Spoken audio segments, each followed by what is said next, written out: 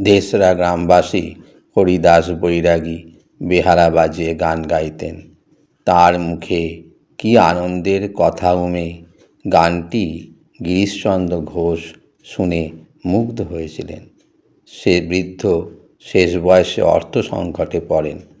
একদিন সকাল 10টার সময় তিনি মায়ের বাড়িতে ভিক্ষা করতে এলে শ্রীমা তাঁকে তেল মেখে স্নান করতে বললেন এবং পরে বারান্দায় বসিয়ে পরম আদরে মুড়ি গুড় প্রভৃতি প্রসাদ দিলেন।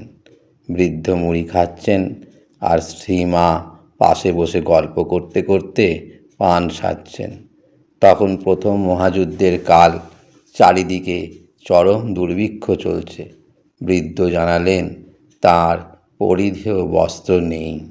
শ্রীমা সকালে স্নান করে নিজের নতুন কাপড়খানি শুকাতে দিয়েছিলেন।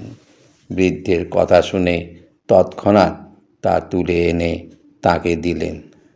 শ্রীমায়ের মমতায় বিগলিত হয়ে অশ্রুসিক্ত নয়নে সেই দান গ্রহণ করলেন হরিদাস বৈরাগী।